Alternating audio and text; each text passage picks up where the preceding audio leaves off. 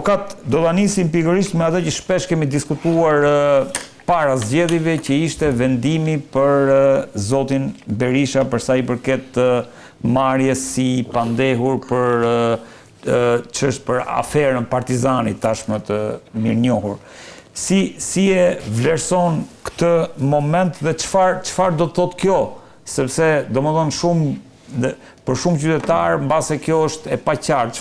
Çfarë ka ndodhur sot aktualisht me dosjen Berisha? Dhe çfarë pritej në një farë mënyrë? Çfarë priste zoti Berisha apo pala që mbron zoti Berisha?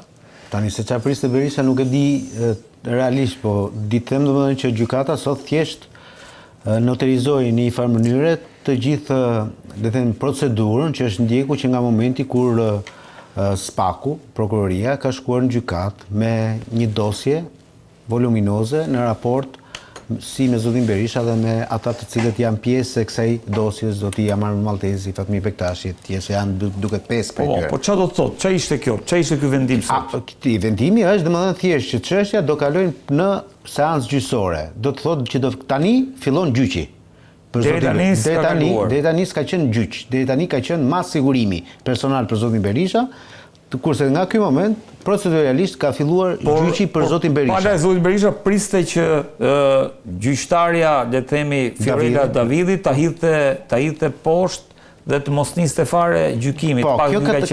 Pala e zotit Berisha ka kërkuar që një pjesë e provave të marra dhe të legjitimuara në gjykat nga gjyqtarja e mëparshme që ka dhënë masën e sigurimit personal për zotin Berisha dhe për tjerët, Irena Gjoka, të mos merreshin konsiderat me pretekstin se ato prova nuk duhet të merreshin për shkak të legjitimitetit që ka pasur Irena Gjoka si gjyqtare, duke qenë se aso kohe dhe tani Irena Gjoka konsiderohet si një gjyqtare e cila është kërkuar me vendim nga ana e zotit Berisha dhe për shkak konfliktit interesi dhe duhet kishte dhënë dorëheqjen. Kjo e para, dhe e dyta edhe për shkak problematikës që zonja Irena Gjoka ka pasur dhe ka me deklarimin e saj si gjyqtare.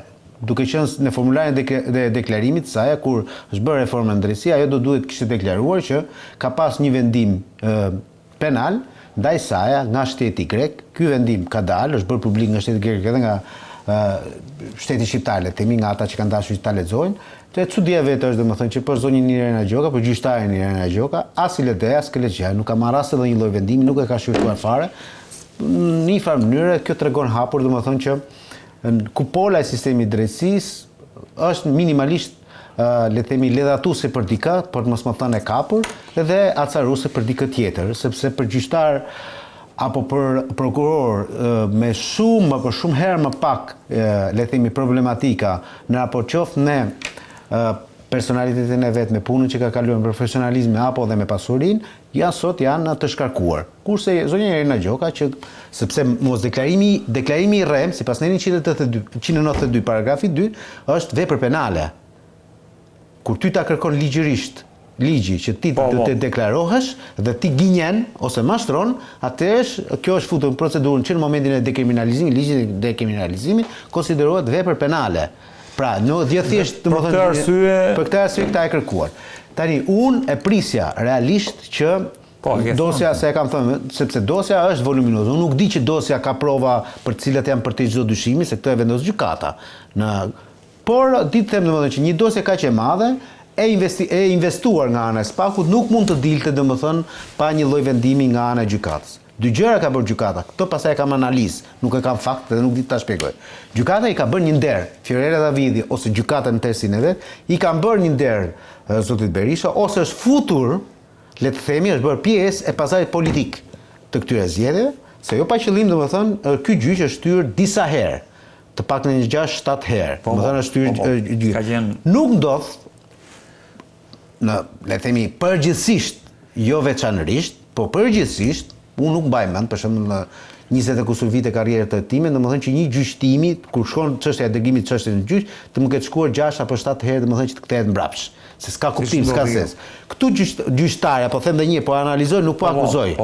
Po analizoj dhe po them duket sikur është bërë pjesë e lojës politike, sepse i ka, domethënë, ndoshta ka menduar që të mos e rëndoj, le të themi, me ngarkesë procedurale gjyqësore zotin Berisha përpara zgjedhjeve të 11 majit. që të mos ndikonte ndoshta në elektorat edhe me një ngarkesë gjyqësore ndaj zotit Berisha. Direkt pas 11 majit, siç e shikon, ajo që pritej ndodhi, zoti Berisha dhe Jamar Maltezi dhe ata 3 të tjerë, Fatmir Bektashi dhe të tjerë, do shkojnë në gjykim, do jetë një gjykim i gjatë, sepse asnjëri Sa i gjatë, se kjo ka rëndësi për ju. Sa mund zgjasë ky një gjykim mund të shkojë deri 4 ose 5 vite, duke marrë, domethënë duke pritur deri në momentin e formës prerë, si apelin, ëh? Apelin, sepse gjykata shkallësparë nuk jep vendim prekluziv, pra jep një vendim normal, por do duhet që të jetë gjykata e apelit ajo që e vendos. Pra do mund të shkojë 4-5 vite. Sepse kjo është një çështje që duhet ta kuptoni, është një çështje që nuk lidhet vetëm me provat që ka gjykata ose prokuroria që referon gjykatës, por edhe te dëshmitarët. Çdo gjyq me dëshmitar përgjithsisht është një gjyq i gjatë. Është si puna e gjyqit me medium, pra ka shumë. Pra, zgjatet edhe s'gjatet. Në fund të ditës, si jurist, sepse unë nuk duhet t'jap verdikte kur jep gjykata, si jurist unë shikoj domethënë që politikisht zoti Berisha edhe mund të shpëtoj nga ky gjykim, edhe thashë, se nuk duhet mos keq kuptohem. Pse e them këtë? Sepse zoti Berisha akuzohet për shkelje vepra penale të cilat kanë në përbërjen e vet kolegjialitetin e Këshillit të Ministrave. Pra, zoti Berisha nuk është Këshilli i Ministrave, po është kryeministri, kryetari i Këshillit të Ministrave. Nëse do gjykohet zoti Berisha, i bie domethënë që dhe ata 16 apo 17 ministra që kanë firmosur ato vendime për atë, të merren pak a shumë domethënë të bëhen bashkëpunëtorë në këtë histori. Por ama nuk e mendoj të njëjtën gjë për dhëndën e tij për Jamar Maltezin, sepse dhëndën e tij Jamar Maltezi nuk ka thjesht çështje procedurale, por ka çështje të deklarimit të pasurisë në këtë gjykim. Pra, po them që zoti Berisha edhe mund të shpëtojë nga kjo histori, por jo zoti Maltezi. Këtë e thashë kam analizë politike. Që do shkoj 5 vjet kjo punë. 4-5 ditë ta them se si mund të moshë edhe më të madhe, a mund dënohet në burg natë moshë. Ja, se dënohet sot, imagjino dënohet nesër. Pra kjo ideja që mund dënohet. Ligji shqiptar ka të procedura, kodi i procedurës penale ka të parashikuar mbi 75 vjet ti nuk bën burg, vetëm në rastet kur ti kapesh në flagrans me një vepër shumë të rëndë penale, e cila vepra e rëndë penale është vrasja. Për tek saja... Pra, mund shkoj deri në 5 vjetë avokat kjo çështje. Deri. Dhe Berisha nuk rrezikon. I referohesh dhe apelit, besoj. Me gjithë apel pa flasë. Me gjithë apel që të marrë vendim gjithmonë po flas. Dhe nuk Berisha nuk preket, po të them ajo duhet ka gjyqësisht një drejt, sepse ne kishim një çështje shumë të thjeshtë, ishte çështja Babale, mos gaboj, dhe u zgjat 4 vite, 4 vite. Jo më kjo që është më komplikuar, ka më shumë njerëz, ka më shumë prova. Dhe kjo ka më shtypjen. Si e lexon që gjyqtarja e dha vendimin pikërisht pas zgjedhjeve, dhe do ta kisha dhënë këtë vendim, po nëse Berisha do i fitonte zgjedhjet? Tani ne kemi paragjykuar pak këtë çështje politikisht, po përfshir këtu edhe Leonardin, po edhe avokatët tjerë shumë të mirë, kanë qenë të qartë koherent gjatë gjithë kohës që kjo çështje kishte vetëm një stacion, që ishte gjykata. Nuk kishte ku shkonte. Pra edhe sikur të donte gjyqtarja Davidi ta pushonte, nuk e pushonte. Këtu ka, mos gaboj, Leonardo, një vendim gjykatës lartë, që ja ngushton hapësirën, por duke qenë se ne çdo gjë e përfshim me politikë, me insinuata dhe në një farë mënyrë tendenca është për ta zhbërë fare pushtetin e gjyqësorit, por nuk është kështu. Një gjyqtar nuk mund të marrë dot një vendim të palishëm, apo jo?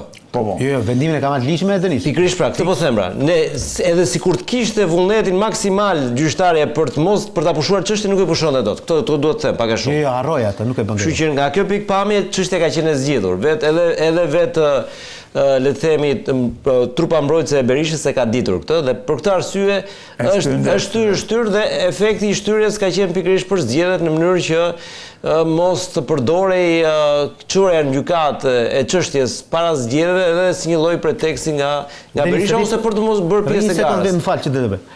Se kjo nuk duhet bëj skup.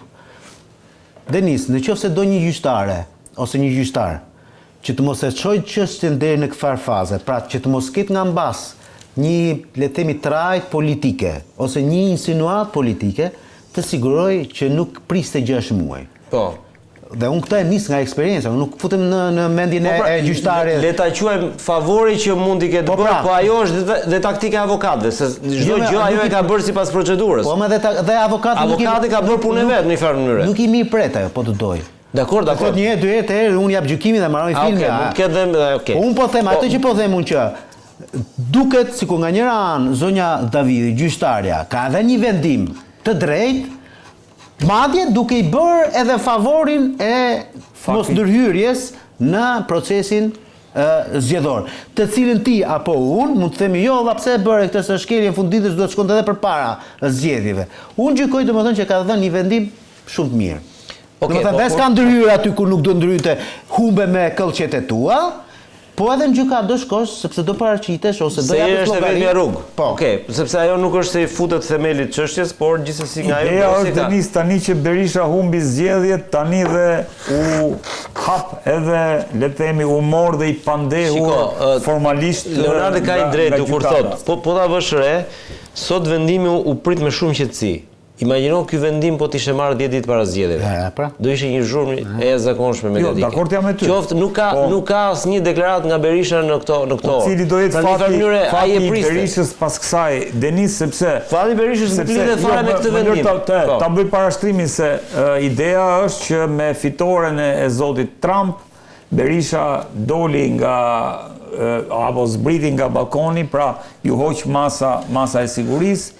Me fitoren e zotit Trump erdhi lasivita në Shqipëri, pra u krijua perceptimi sikur reforma në drejtësi tashmë i kishte marrë orientime nga Shtetet Bashkuara të Amerikës që ta hiqte, le të themi, giotinën nga Berisha. Por vazhdojmë të jemi aty ku e lam. SPAK vazhdon me të njëjtën, le të themi, me të njëjtin intensitet goditjen mbi atë pretendimin më të madh Sali Berishës që po goditet lideri i opozitës.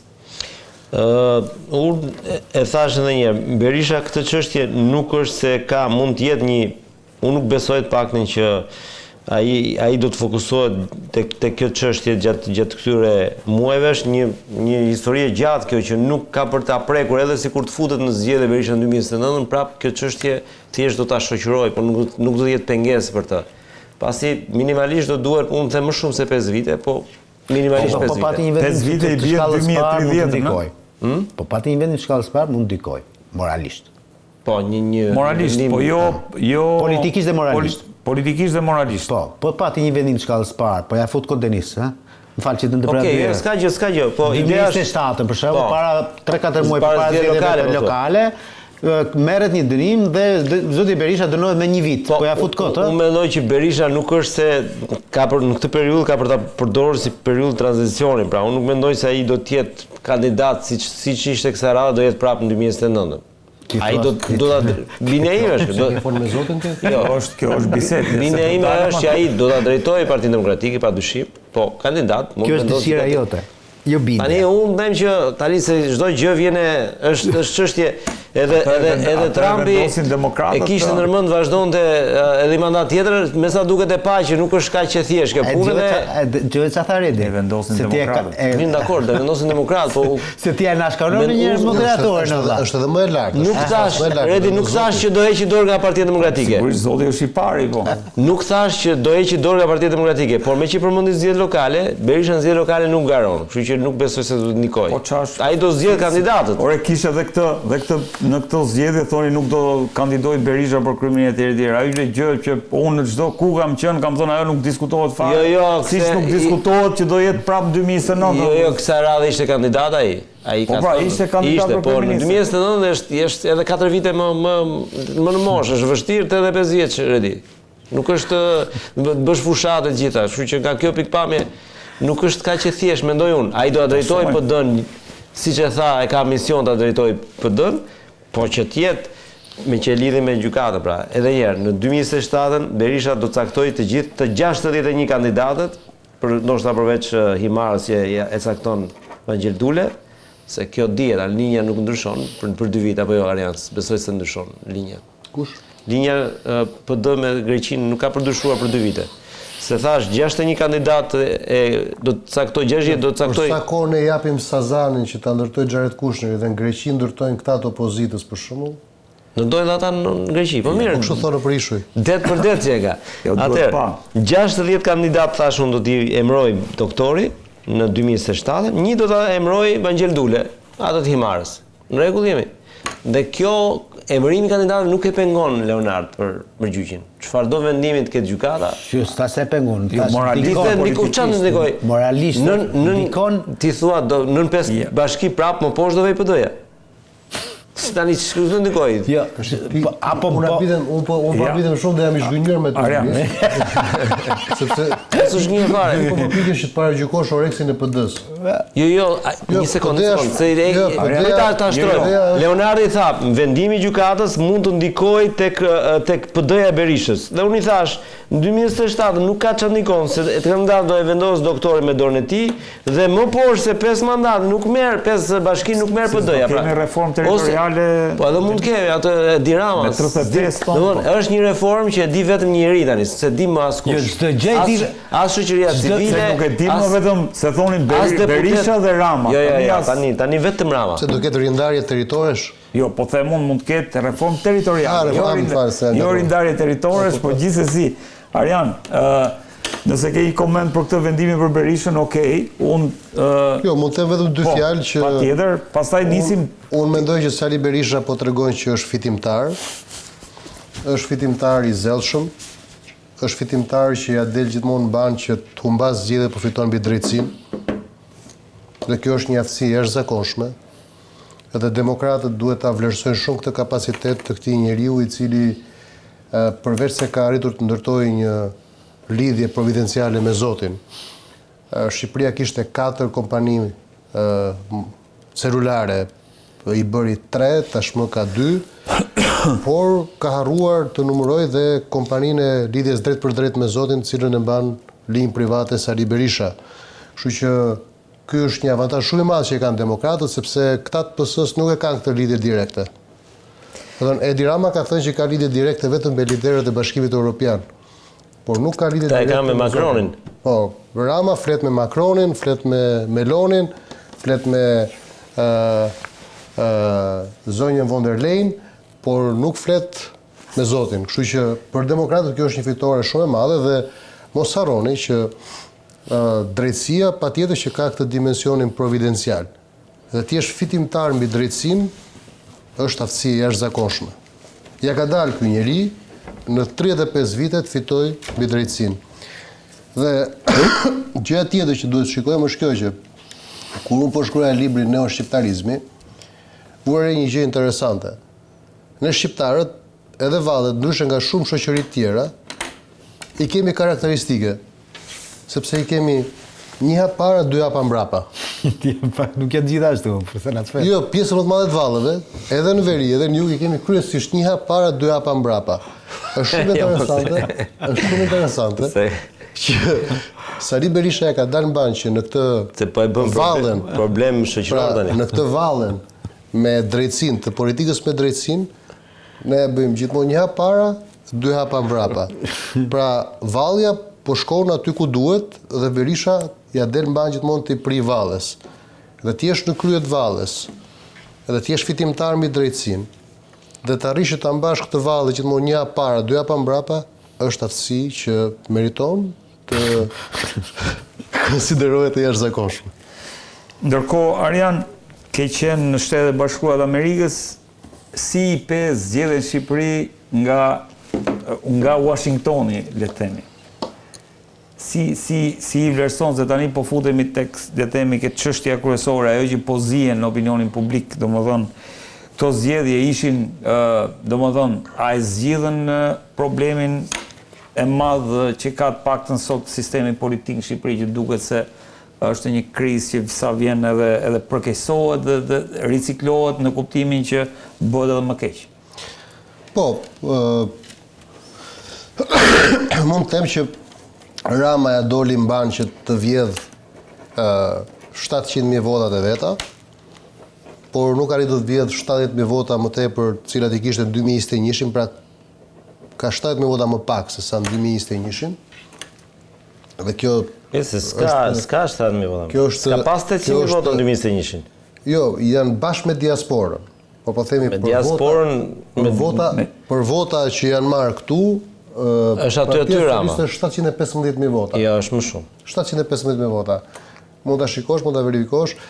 Pra bashkë me votat e diasporës ka kaluar 800.000 vota. Pa votat e diasporës, Rama është 733.000 vota. 733.000 vota, okej, ka 50.000 vota më pak. Me gjithë votat e diasporës Denis? Me gjithë votat e diasporës ka kaluar 820.000, pra pak a shumë 830.000. Por më shumë se kaq tani vetëm. Pra kjo Thoshte do bëjmë 1 milion vota bashkë me diasporën. Po, shiko pak pra tani. Pra kjo është një vjedhje e tupshme e Ramës që unë mendoj që duhet ta denoncojmë sepse ai ka vjedhur, por nuk i ka vjedhur gjitha. Pra e kaloi nga 50-60.000 pa vjedhur. Duhet të kishte me gjitha. Pra të paktën tia duhet të kishte vjedhur të gjitha. Po pse thua që i ka vjedhur? Pse do argumente kjo? Jo, po sepse Se këtë thot dhe opozita, unë po i qëndroj fabulës opozitës, pra se opozita thotë që Rama vodhi zgjedhjet apo jo. Por Rama ka marrë më pak vota se në 2021-shin. Jam shumë i bindur. Partia Demokratike, e cila është viktime e vjedhjes së zgjedhjeve, ka të paktën 120.000 vota më pak se në 2021-shin. Po dhe kjo ka vjedhur. Po, Partia Demokratike është vjedhur. Okej. Është vjedhur, por shtetisht Rama nuk i ka marrë për vete, por votat e vjedhura nga Partia Demokratike kanë shkuar tek partitë e reja. Pra kemi një operacion shumë interesant vjedhje. Pra është hera e parë që nuk vidhet tek tenxherja e madhe, por shpërndahet në për tenxhere të vogla, në për gaveta të vogla vota. Dhe këtu Partia Demokratike ka drejt që tjetë e irrituar, sepse në fakt në nderin e Partisë Socialiste do të ishte që t'i merrte të gjitha vetë. Dhe Berisha ka drejt që është shumë i acaruar, shumë i zemruar, që Partia Socialiste nuk i mori të gjitha vetë. Për ta kthyer në më serioze bisedën. Po, nisur edhe nga një, domethënë deklarata e jotja tek emisioni Repolitics i Denis Mingës, ku në një farë mënyre jeni treguar orakull në parashikimin që keni bërë. Shiko, unë kam mbi një vit që e përsëris jo vetëm në emisionin e fundit. Edhe këtu e ketë bërë. E kam thënë dhe këtu, por e kam thënë dhe para një viti tek emisioni i Denisit që rezultati do të jetë 80 vota plus për Partinë Socialiste, madje edhe kur kemi komentuar sondazhin me zotin Zaloshnja tek Denisi, unë kam thënë eksaktësisht këtë gjë. Partia Socialiste tashmë do të jetë 80 mandate plus, me më pak vota. Madje e kam sqaruar edhe këtë. Pse? Sepse rezultati është i tëri kirurgjikal dhe është një marrëveshje që sipas teorive politike konsiderohet ujdi me konsensus negativ. Kur palët bien paraprakisht dakord për rezultatin, por ama bien dakord edhe për dekorin, spektaklin dhe cirkun që të ndërdojnë, që mos të dallohet kjo ujdi dhe mos të komentohet, mos të kuptohet, madje as të mos dyshohet kjo ujdi mes palëve. E vetëm mënyrë që këtë ndodhte është vetëm nëse palët bien dakord. Tani ka shumë njerëz që thonë këto janë konspiracione, se thonë po pse do duhet ta bënte opozita këtë gjë? Po, se normalisht por kush është ajo opozitë e heq dorë nga të qenurit, le të themi. Tani halli në opozitës e tregon fakti që opozita për të shëruar imazhin e saj, jo çështjen e saj, është e gatshme të paguajë fatura deri në $6 milion në zyra avokatie. Opozita është e gatshme të paguajë $6 milion për të marrë laçivetën që të mbaj fjalime. Pra opozita po paguan shifra marramense thjesht për krijuar spektakël, zhurmë se ajo nuk ka punë të keq me perëndimin. Halli pra i opozitës nuk është fitoria e zgjedhjeve, por është të dëshmoj që ajo nuk është e izoluar. Po mirë. Dakor? Nuk është keq kjo. Nëse është perceptimi që është e izoluar, opozita super pra, po atëherë nuk flasim më për fitore, pra flasim për qartësi që brenda kapit të opozitës, ata që drejtojnë opozitën, e kanë të qartë që ata nuk kanë asnjë shans fitore. Nuk kanë pasur dhe thjesht e kanë gjetur këtë një moment të ri më këmbje për opozitën. Dhe kujdes, sulmi që ju bë. Unë kam 4 vjet që po hedh tezën që Partia Demokratike, edhe në drejtimin e Lulzim Bashës, edhe në drejtimin e Sali Berishës, ka një problem nga i cili nuk dëshirohet dot kurrë nëse do të vazhdojë në këtë rrugë dhe në këtë mënyrë. Pra është xhuxhi që bën muskuj, por nuk rritet më. Pra po të shikoni, Partia Demokratike e ka të gjithë suspensionin e saj nga 500.000 vota në 620.000 vota. Pra këtu është hiq, shto, pra këtu qëndron Partia Demokratike. Ama vota popullore po të llogarisësh edhe votat e tjera të cilat janë ndjesi opozitare, tek e fundit nuk kanë shkuar tek Rama, se kush ka dashur Ramën, qeverisë ka votuar për Ramën. Të gjitha votat që janë jashtë qeverisë, të majta apo të djathta, janë më tepër se sa votat që kanë marrë Edi Rama, po të mbledhësh edhe matematikisht, plus po të mbledhësh dhe faktin që janë të paktën 200 e kusur mijë njerëz që kanë bojkotuar zgjedhjet. Pra, realiteti opozitar në Shqipëri është shumë më i madh se sa ai që akumulon Partia Demokratike.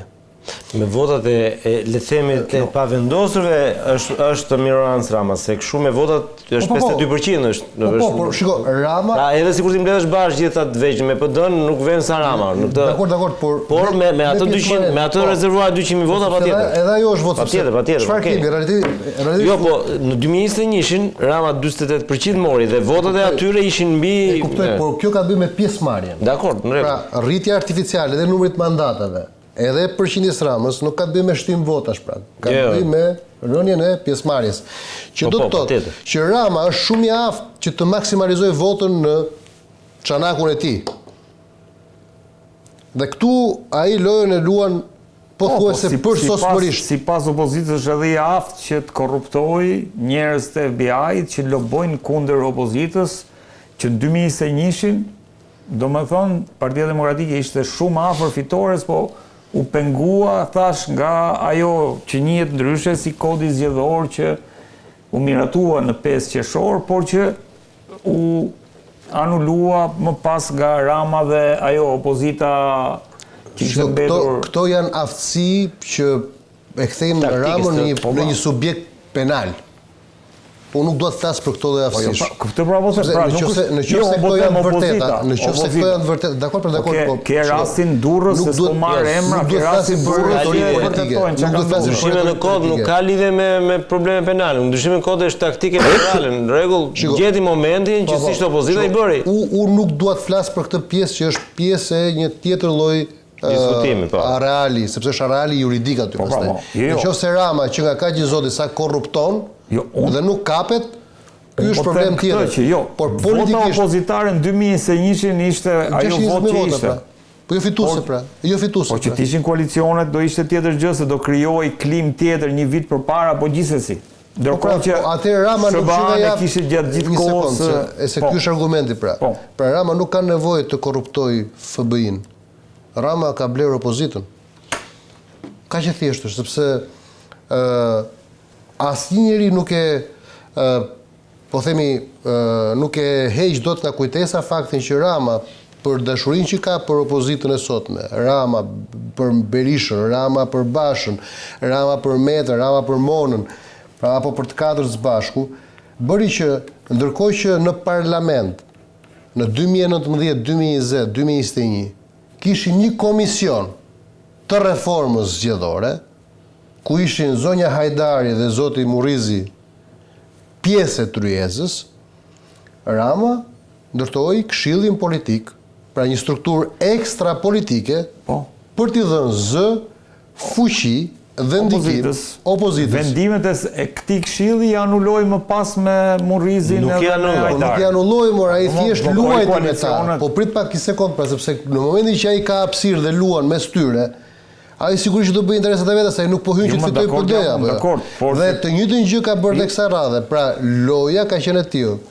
Nëse ai ka luajtur. Po fiton me loja, fiton me vota, këtë po them. Po fiton me këto lojra deri tani pak më vota është forca e parë, nuk e mund. Loja maksimalizon votën e tij sipërore, sepse prapë nuk mund thuash që vota e tij është më e paktë se PD-ja dhe ai ka fituar. Po. Ai në vota ka fituar, pra edhe një herë. Marifetet çfarë bëjnë? Bëjnë këtë gjë që Partinë Demokratike e mbajnë një fortifikim i cili është okej aty ku është, ashtu si është brenda natyrës vet, dhe Edi Rama është kështjella e madhe e cila qeveris Shqipërinë. Partia Demokratike është dakord, se po bëja shaka pak më parë me Denisi kur thash pse paragjykon se PD mund të kënaqur me 7 bashki, me 8 bashki, me 10 bashki. Pra, PD mund ta ketë kaq Oreksin, sepse ka rënë dakord që të jetë ky lloj fortifikimi në krah, në cep të kështjellës qeverisëse. Dhe këtë gjë do duhet ta mendojnë të gjithë opozitarët. Unë e di që fjalët e hidhura shpeshherë keq kuptohen. Por unë nuk kam qenë ndonjëherë as përfitues, as fitues, as i përfshirë në asnjë strukturë të qeverisë Rama. Ka 12 vjet Edi Rama kryeministër dhe unë nuk di të kem qenë ndonjëherë përfitues i ndonjë fondi, i ndonjë financimi, i ndonjë favori, i ndonjë përfitimi nga qeverisja e tij, nuk di të kem përfituar një cent, një hapësirë mediatike, një favor të çfarëdo llojshëm, një status të, po themi, të preferuar apo diçka të tillë. Kam qenë po aq i mohuar, po aq i ndaluar, po aq i censuruar, po aq i bllokuar si nga Rama edhe nga Berisha. Dhe kjo gjë duhet vlej për vesh të demokratëve, sepse duhet kuptoj një gjë që por çfarë më takon mua, unë them vërtetën që e shoh paraprakisht. Problemi që ka opozita është një dhe vetëm një. Opozita tashmë është në dispozicion të Sali Berishës. Opozita të gjithë energjinë e saj e ka të orientuar tek interesat, qëllimet dhe objektivat e Sali Berishës. Opozita ka si ajo kulla e Kesheri Skënderbej që thuhet që është portreti i Ramës, të njëjtën kullë ka edhe tek Shqupi, është portreti i Sali Berishës. Kjo është opozita. Po ti marrim simbolikisht, kjo është opozita. Dhe aty ata nuk lejojnë ngjyra, nuk lejojnë debat. Ata nuk pranojnë dot t'ua thuash të vërtetën me dashuri, as me ashpërsi. Unë e kam provuar në të gjitha mënyrat, por ata e keq kuptojnë të vërtetën. Ata mendojnë gjithmonë se kur ti u thua diçka që atyre s'u pëlqen, domosdoshmërisht është se ti je i shitur. Domosdoshmërisht është se ti je duke i shërbyer dikujt. Për ta përmbyllur, Partia Demokratike nuk ka humbur zgjedhjen. Partia Demokratike ka qenë e vetëdijshme për rezultatin që do të kishte në zgjedhje. Madje nëse do të analizoni rezultatin, unë po them, një nga arsyet pse unë e kam parashikuar me saksi, është se unë kam një vit që them që këto zgjedhje do jenë një cirk i madh, ku Partia Socialiste për shkak të formulës së re gjeostrategjike dhe për shkak të nevojës që kanë përballë spakut të gjithë aktorët politik shqiptar, do duhet të ketë një shumicë afër shumicës cilësuar, madje edhe afër shumicës kushtetuese. Pa nevojën e Berishës. Një bashkëpunim, e kam thënë edhe ke emisioni i Denisit dhe e kam thënë edhe ke emisioni jote. Një bashkëpunim në këtë legjislaturë Berisha-Rama do të ishte fatal për Berishën.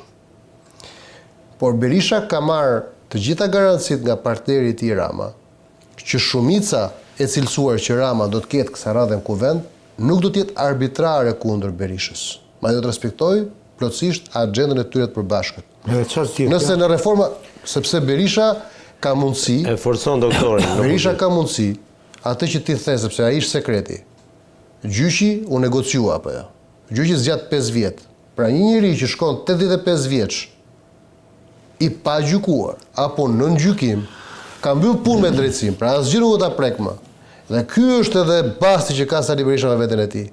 Por duke qenë lideri i opozitës, Sali Berisha është në tavolinën e negociatës dhe jepet e gjitha hapësira politike që ai të negociojë edhe situatat e veta të ndërlikuara që ka me Departamentin e Shtetit dhe me Shtetin Bashkuar. Kam vetëm një problem me ty në gjithë leksikun. Si lideri i opozitës, ai tashmë është lojtar në tavolinë. Dakor, Arian. Po. Të lutem. Se dëgjova më shumë me kujdes. Po. Teza jote është në rregull, nuk po them se ki gabim aty. Problemi që ndonë domethënë që ti edhe në raport se ti kryetar një partie. Po. Nuk je thjesht një analist. Se unë edhe nisi. Sigurisht, kryetar partie po flas. Po, ti nuk po jep një version për te kësaja. Ti po thua se çfarë është Berisha dhe çfarë është Rama. Çfarë kanë kaparuar këta të dy me njëri tjetrin, dhe po i thua njerëzve, po na thuan e këtu, dhe po i thua njerëzve që ky vend është mbaruar, e ka marrë fundin politikisht. Patjetër. Po.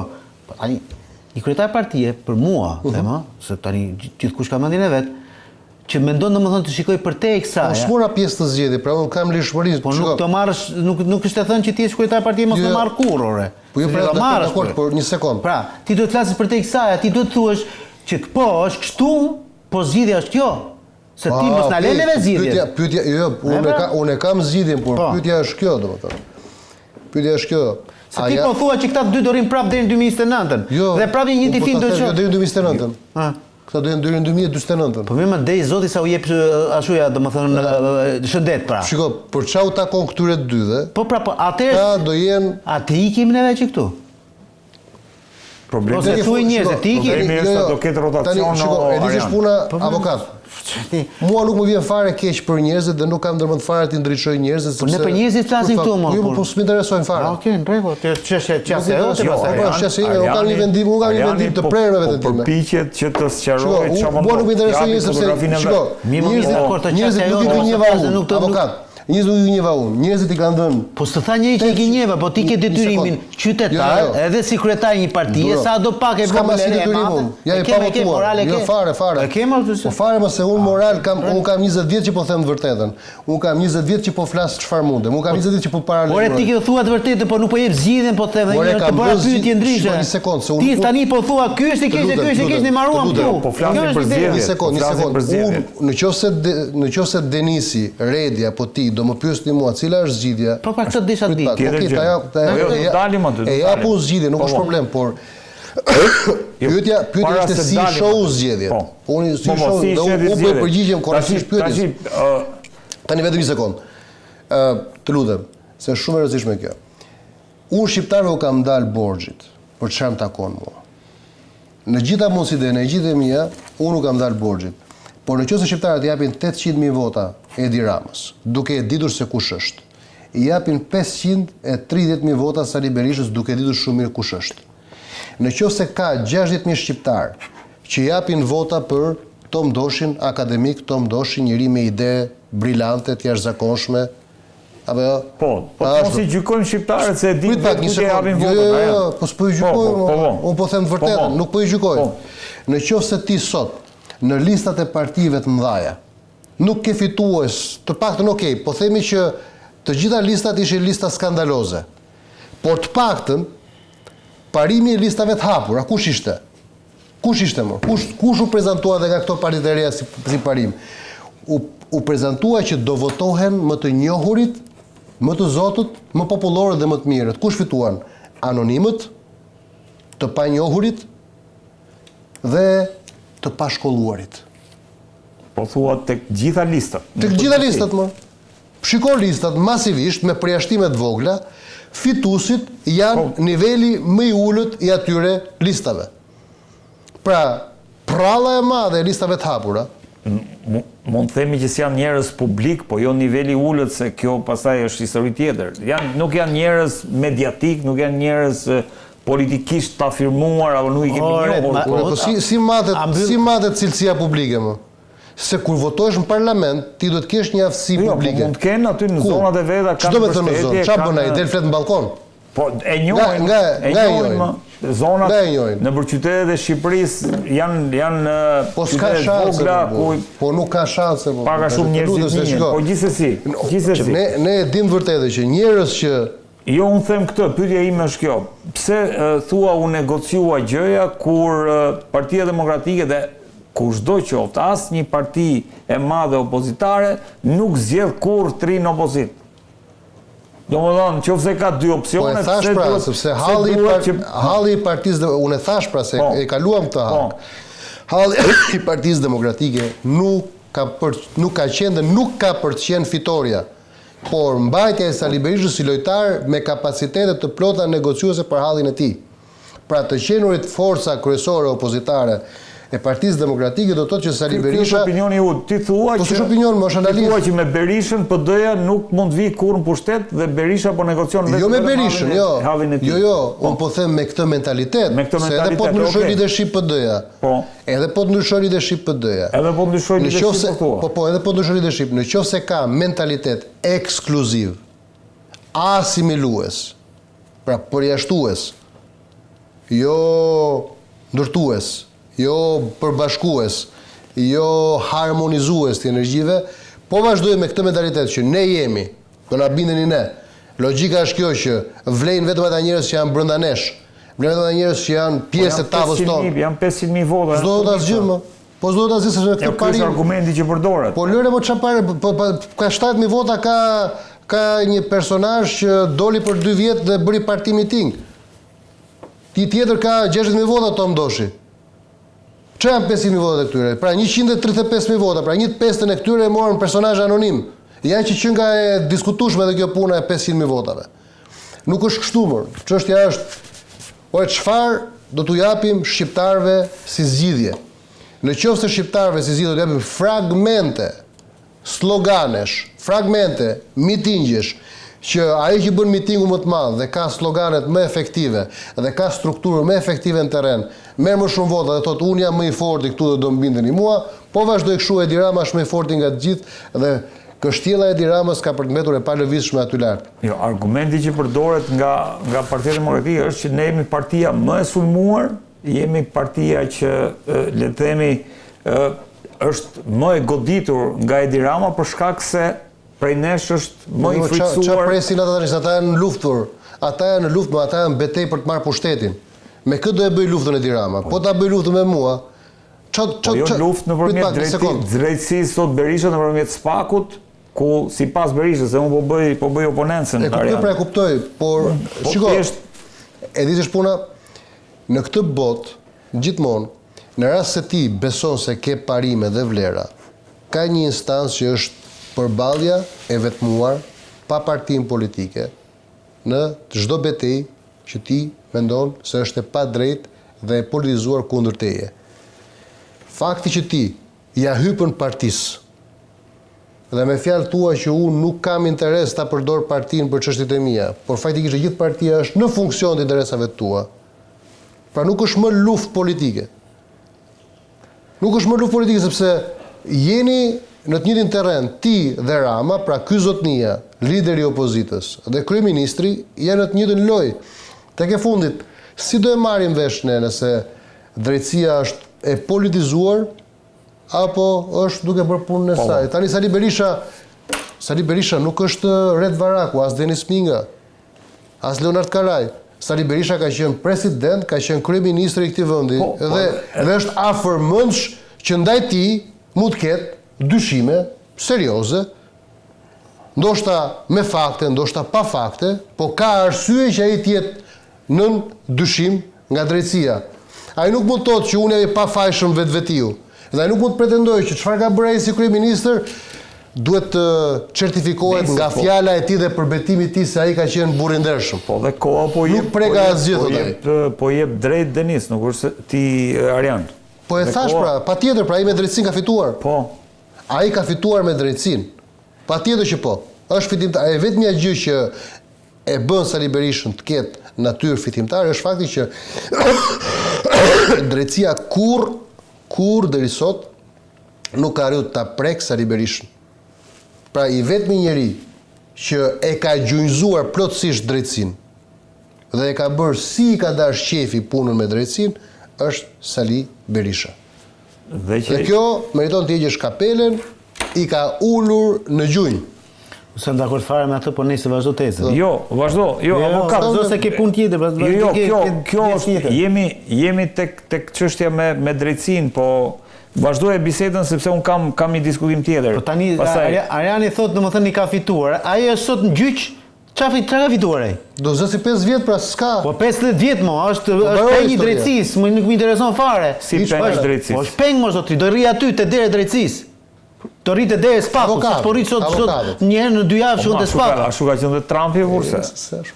Domethënë ju duket krejt normale kjo? Jo, ideja është që është bërë normale që të goditen në pakten edhe në Rumani, edhe... Por e le, mos bëj krahasime të parakrahasueshme. Unë po flas për një person i cili...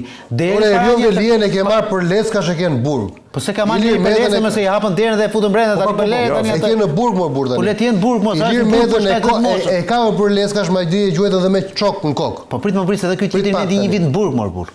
Se arresti i shtëpisë quhet arrest me Burg më. Po aq pra. Po si aq pra? Kaq maksimale, fitoi pra mbi drejtsinë ai. Po nuk ka fituar, ai halli sa ka filluar. Partia Demokratike ti ja quan hall diçka që potencialisht a di çfarë problemi kam unë me ta? Më fal. Ja vetëm ta potencialisht, nëse drejtësia do të vepronte e lirë, halli i Sali Berishës mund të ketë qenë shumë më i madh se sa ky që ai po heq sot. Pra, si ka fituar ai mbi drejtsinë? Ai ka stopuar veprimin e saj të plot. Ai e ka lënë drejtësinë në gjendje minimo.